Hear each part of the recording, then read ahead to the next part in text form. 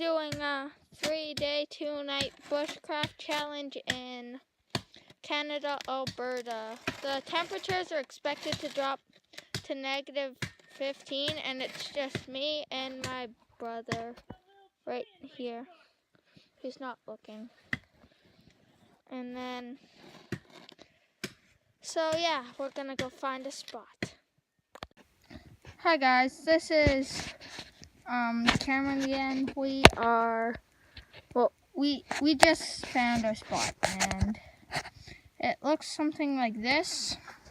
As you can see, we've got a tree here in which we're gonna put one ridgepole line on, and then we've got the second tree right here.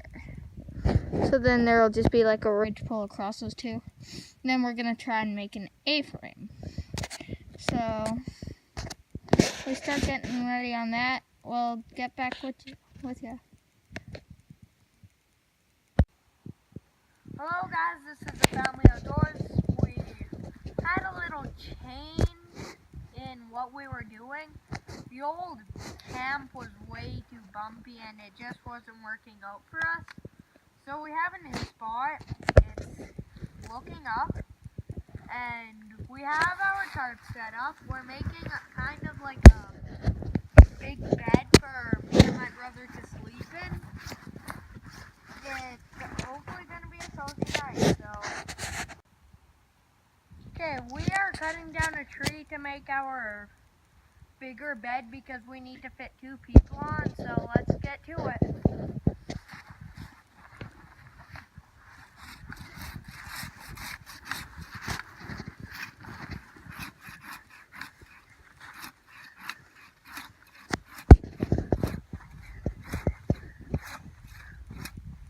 It's fine in here a little bit.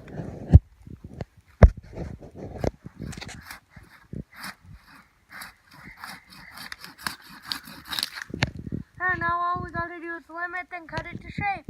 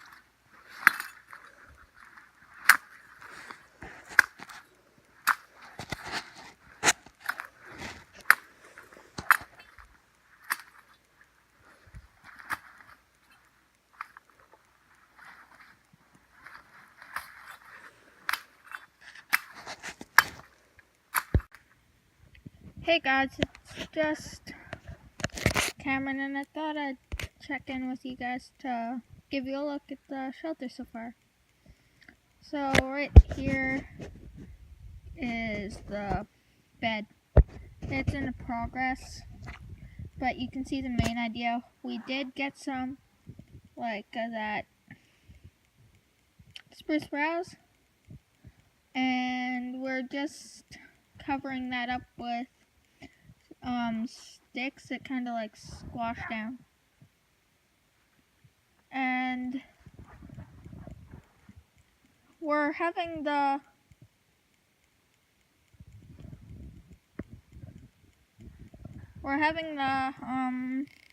spruce house there so they can block any air that's coming up. I hear something. Oh, it's just a dog. Well, that's really all we got to show you guys. Oh, here's our firewood and kindling here behind Caleb.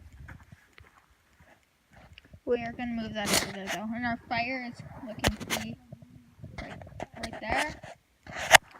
See that? right there. And thanks again. Stay tuned. Hi guys, we have now got a fire and our bed completely made. As you can see, the fire is burning nicely. Thriving, so to speak.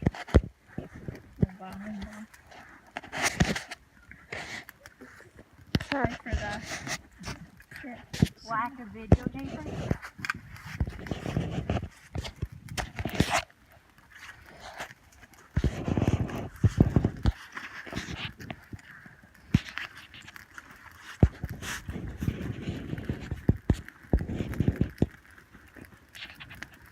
We are using the Siberian fire technique today, which is where you put several long pieces on, and then when the tips burn, you move it further and further until it's completely burned, then you get more big pieces.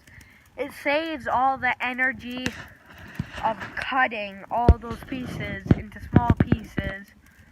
Every calorie counts. Here we got our clothesline right above the fire.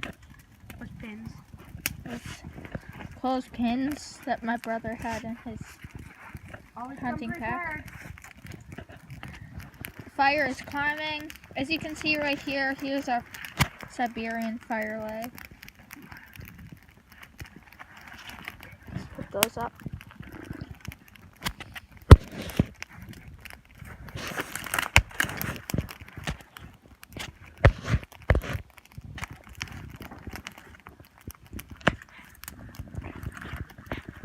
Well, guys, I think we're gonna start cooking supper, and I'm gonna start making my bowl.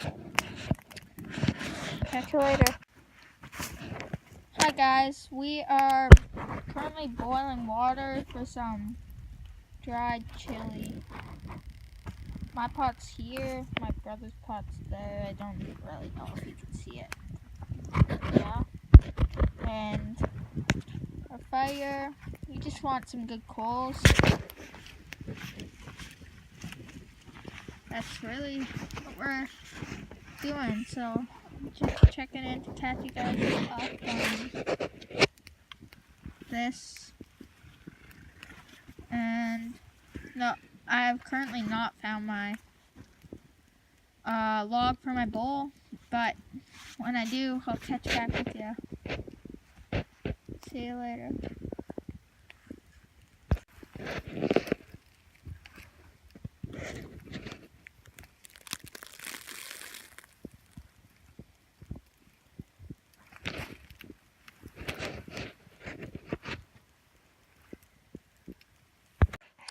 Hey guys, for sleeping, I just wanted to check in with you guys so you know what we're using to sleep.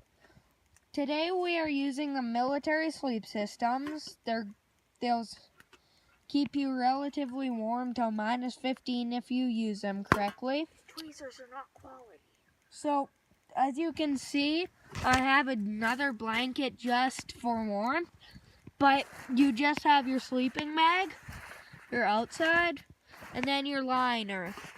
If you don't use your liner, then you'll freeze. So, the way you just have it, you slide in, you fold it over top of you, zip it all up, and then you're ready. Underneath it is a yoga mat, a space blanket, then our blow-up military mat. Have a good day. Hold on, I'm trying to use these not so quality tweezers. What are you making? It's a relatively nice log. Let's hope he makes it.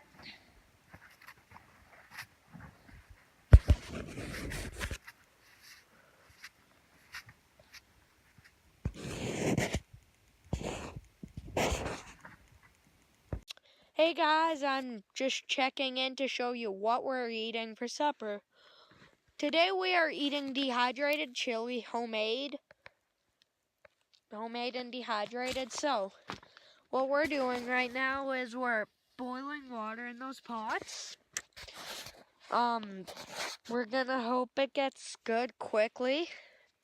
We're gonna put in the chili, put it back on the fire and let it hydrate.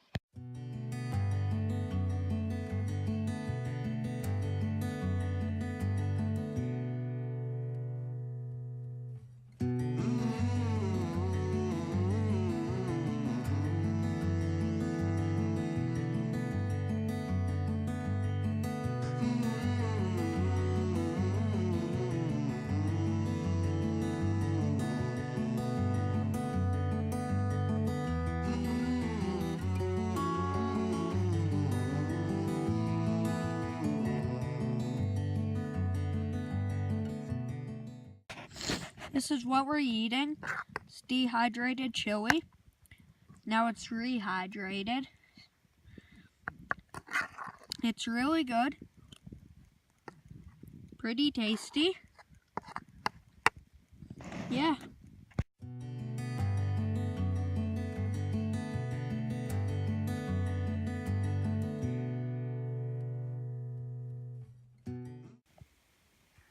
Hi, this is Marsha, Family Outdoors. We're in the cabin. We came out here this weekend to try and do a winter camp, a challenge with the kids, and we had a rough night last night, so we had to come into the cabin in the middle of the night as it was very cold, and we were close enough to the cabin that we could come in and get warmed up and have a better sleep.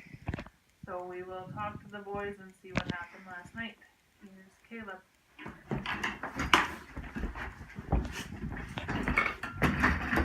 Hello guys, this is Caleb from Family Outdoors, and this challenge was challenging.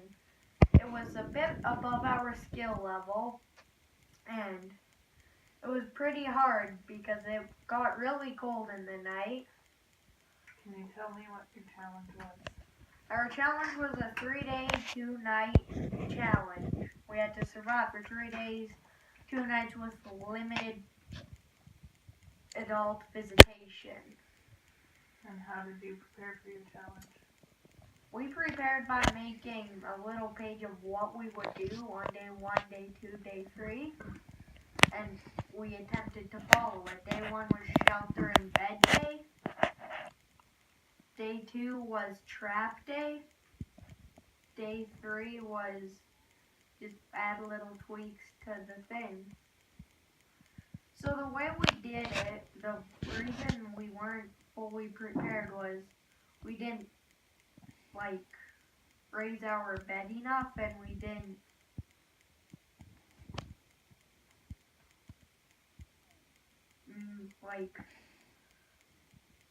we didn't get enough stuff. We didn't get our fire going big enough. We didn't get enough firewood to keep it sustained at that level. So what did you do yesterday when you came out? What do you mean? To set up your shelter, what did you set up? We set up a tarp. We went to one place and we started shoveling out. It didn't go so well. We were kind of arguing over what to make. And then we had a little rest. We found a new spot that wasn't so rough.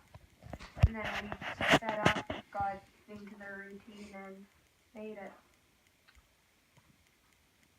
So why do you think you couldn't make the night? Because we didn't put enough stuff under it and the bed wasn't high enough. Are you wanting to try the challenge again another time? Yes. And what would you do differently?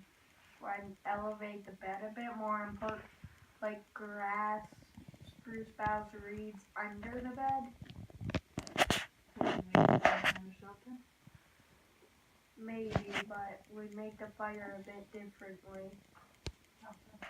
In a way like that, it's kind of closer and is easier to put on firewood. How did the teamwork go with your brother? Good. The first part was a bit rough, but then we got into the good routine and we got it. Did you have fun? Yep. It was a fun challenge, but a bit over our skill level. Do you think one day you'll be able to do it? Yep. Eventually. Anything else you want to add? No. Thank you. We're back and we're going to talk to Cameron and see what he thought about last night and yesterday's challenge. When I first heard that we'd been gonna have to do a 3-day, 2-night challenge, I was excited, but I thought it would be very hard.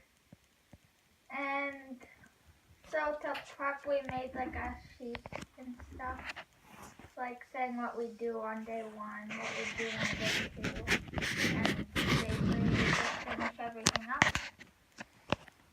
But as we got into it, we had quite a rough start. The snow was a lot deeper than we'd anticipated. It's like up to my kneecaps. And also, we couldn't make up our minds on what shelter we were making. So then we had a break and found a new spot that wasn't so deep in the woods. And after we did that, we started pacing ourselves faster and we got lots done.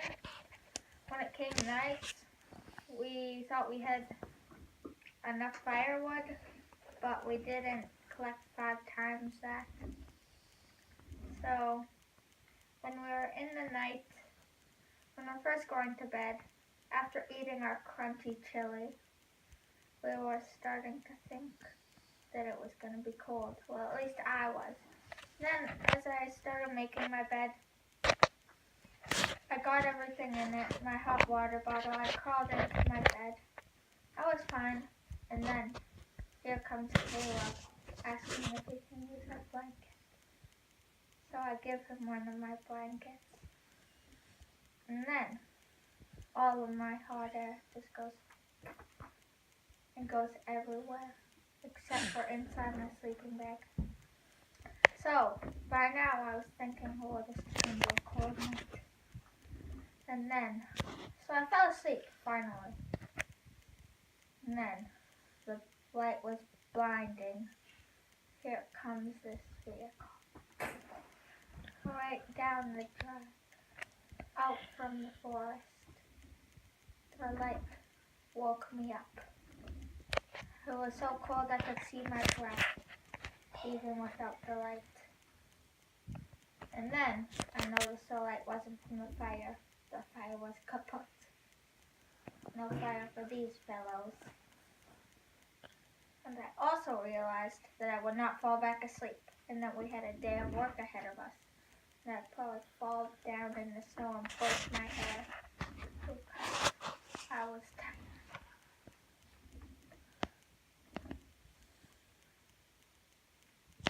At what point did you decide to pack it in and make the trek to the cabin? 2:45, when I decided that I was getting too not warm, too cold.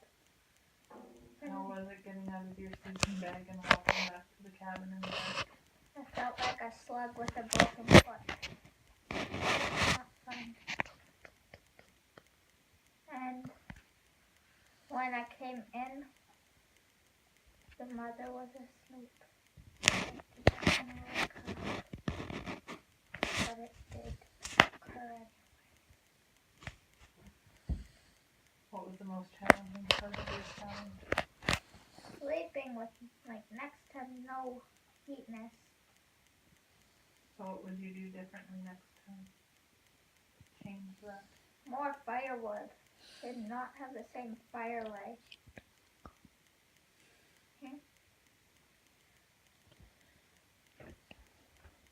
Anything else you want to add?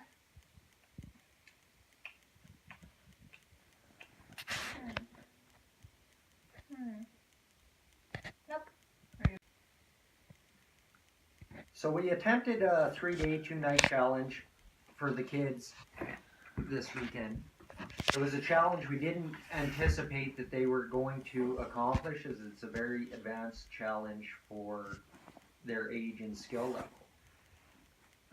They had a lot of the right ideas. Unfortunately, poor execution in the morning, fighting with each other, led to a lack of time to complete anything properly. I think it's a good lesson that they learned that when you're talking about a survival situation or trying to attempt to do these things, how important it is to get along. If you lose a lot of time to bickering or fighting or general animosity in the camp, you're just not going to be able to have the time to achieve what you needed to do. A few of the things that they had the right idea with poor execution, starting with the shelter itself. The shelter was laid out in such a way that they could not make the proper Siberian log lay fire. That led to a lot of difficulty with the fire going out and whatnot because it could not be placed where it needed to be placed in front of the shelter due to the fact of a large conifer tree there. And that was a detrimental problem that they had, was with the fire. Without fire, there's no heat. It dropped to -10 last night, but with the humidity, it probably felt quite a bit cooler. So the location of the camp was not executed properly, nor was the way the tarp was set up. It was set up facing south, which, with winds coming from the west, could lead to a chillier night without some sort of a wall there sheltering the wind. So them two things alone contributed greatly to how cold the kids were feeling last night.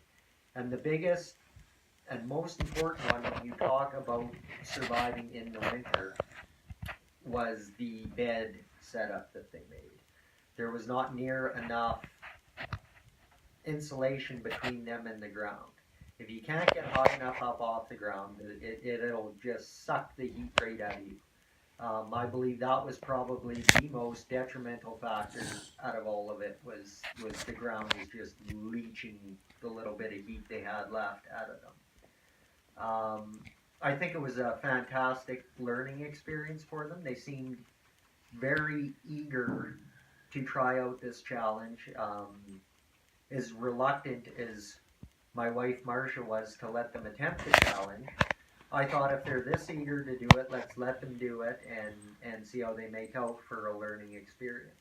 We were set up, the location that we chose was close to the cabin, which was our emergency staging area. Should the inevitable happen and the kids have to call the camp, they had someplace warm to go to.